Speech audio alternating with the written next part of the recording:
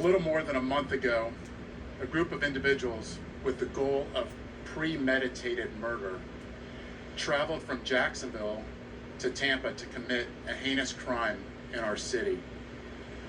I said at that time that we would make arrests and get justice in this case for all the victims, including the mother of Charles Jones, who traveled from Jacksonville this morning to be present for this announcement.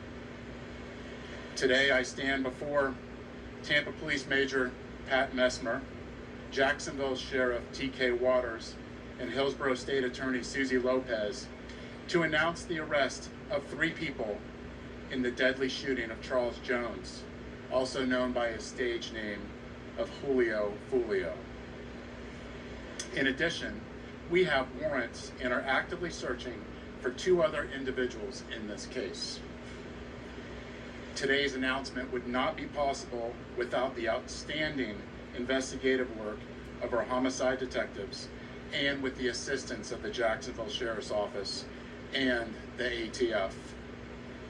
These individuals took extreme measures to try to cover their actions, but they were no match for our investigators. Isaiah Chance, Elisa Andrews, Sean Gaithright, Davion Murphy, and Richard Murphy are all accused of playing a role in Jones's death and are all charged with 1 count of murder in the first degree premeditated with the discharge of a firearm, and 1 count of conspiracy of murder in the first degree premeditated with the discharge of a firearm. Chance, Andrews, and Gaithright were arrested over the weekend in Jacksonville.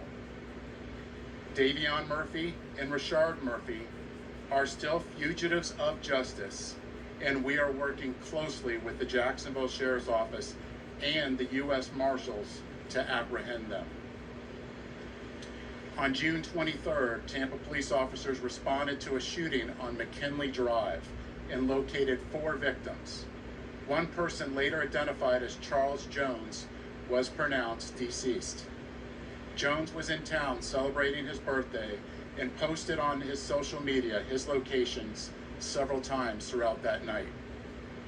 Surveillance video was critical in this investigation, as suspects were seen on video following Jones from location to location.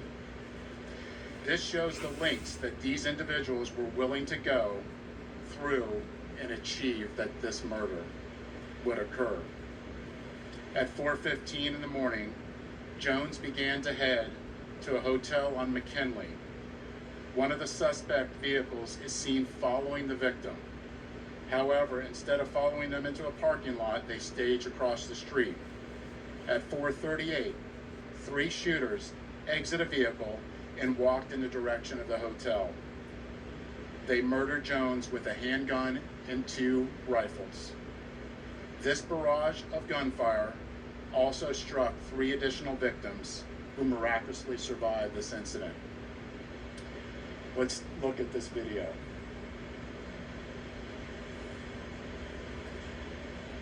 This is at the hotel, and you can see the shooters are getting in position for their planned out murder.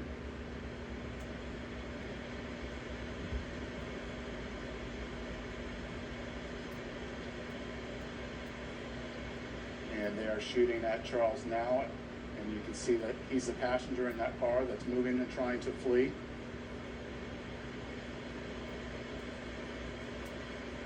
And again, they're still shooting at him. He's the right front passenger in that vehicle.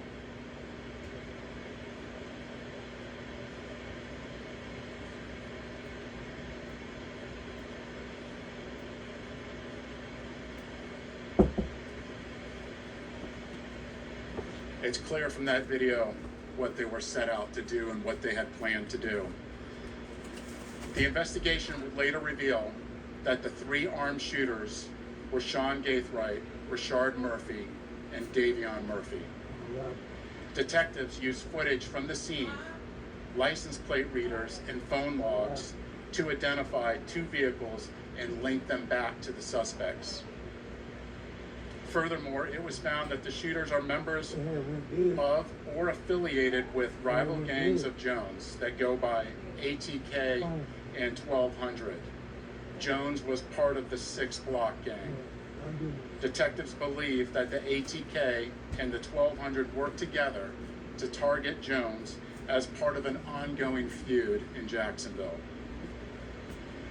I want to send a clear message to anyone that the city of Tampa is not where you want to come to settle a dispute. You will be charged, you will be arrested, and you will be prosecuted to the fullest extent possible. Furthermore, if you're a gang member, there's no alleged immunity through a cone of silence, as our detectives will find evidence needed to make an arrest and hold everyone accountable, just as we did in this case. Then, you will be prosecuted by our tenacious state attorney, Susie Lopez.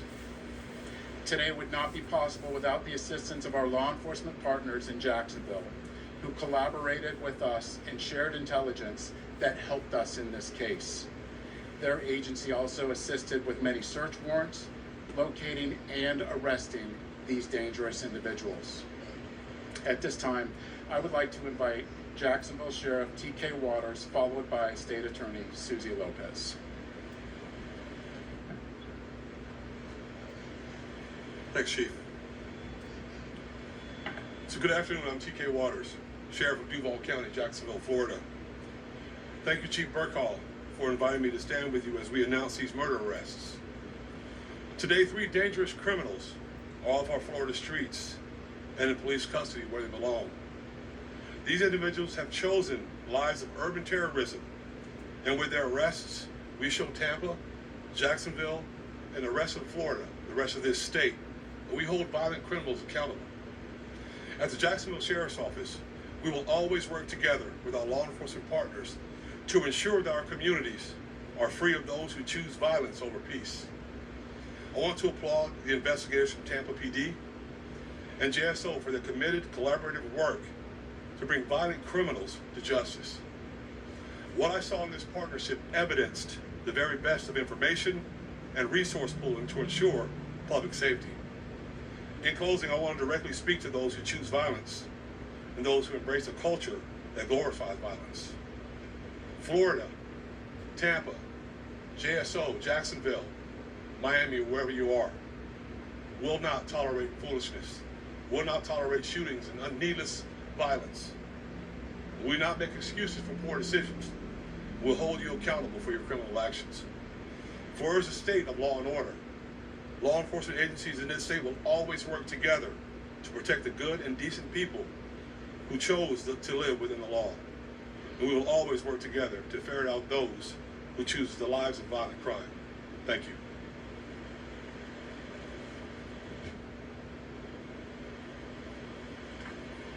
Thank you, Sheriff. The ongoing fight between these two groups spilled over into Tampa last month. Let me be clear, the feud stops here. All 5 of these defendants are facing life in the Florida State Prison, even the ones who didn't pull the trigger. In Florida, if you participate in the planning of a murder, you can be held accountable for the person's death. And that is what we intend to do here. There were 3 people who pulled the trigger. You saw it on the video. 5 people, though, are charged with murder. The level of planning and coordination between these 5 defendants was truly alarming.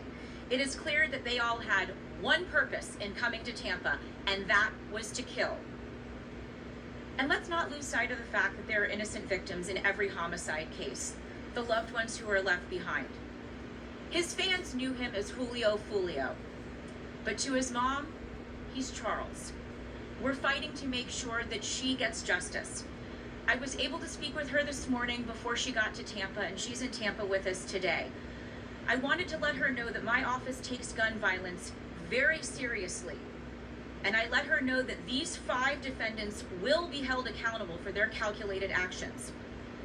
The defendants are in custody, 3 of them, in Jacksonville, and will be moved here to appear in court. My office will file a motion for pretrial detention to ensure that these dangerous individuals are held behind bars as they await trial, where they belong. I want to commend the Tampa Police Department for this investigation, as well as our collaboration with JSO. The TPD investigation developed a mountain of evidence, and we will work hard to ensure that justice is served for all victims in this case. Thank you very much. Have some time for questions.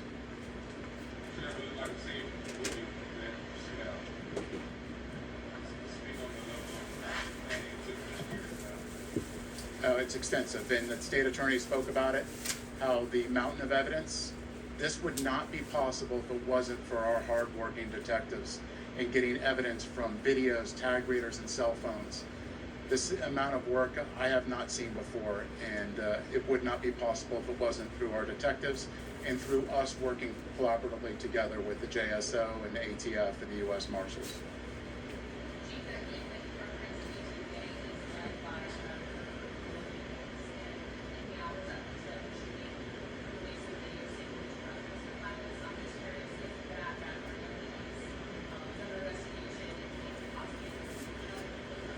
So our investigation is still ongoing, and Sheriff, if you have any other details that you want to speak onto that. So Young and Ace has long been known in Jacksonville. We are consistently monitoring those groups. We have people that are always watching them. I won't speak to the chief's investigation. That's up to the TPD. We don't have an investigation on him right now, but he can't move around in Jacksonville without us knowing about it. And that's for the betterment of our community.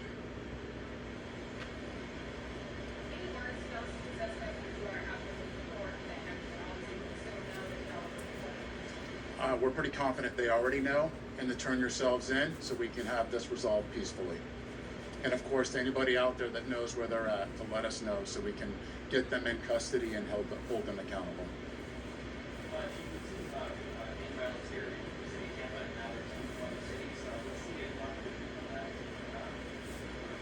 Right now, look at what we're doing right now. We're bringing to justice 5 people in a murder in a case that is very difficult to make an arrest. It's us working collaboratively with the community, with Jacksonville, and if this doesn't make a statement, I don't know what does.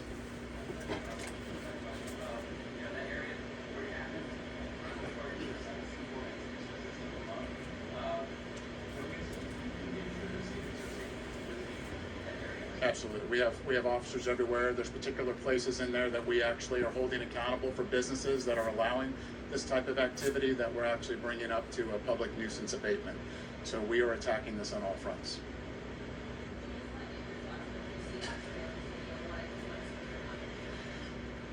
Well, if you look at that, this is something that you would originally think you would see in a movie, but this isn't a movie. This is real life, and these are people's lives. And that's something that we can't forget, is no matter who they are, these are people's lives that are at stake, whether they're innocent or not, and we can't lose sight of that.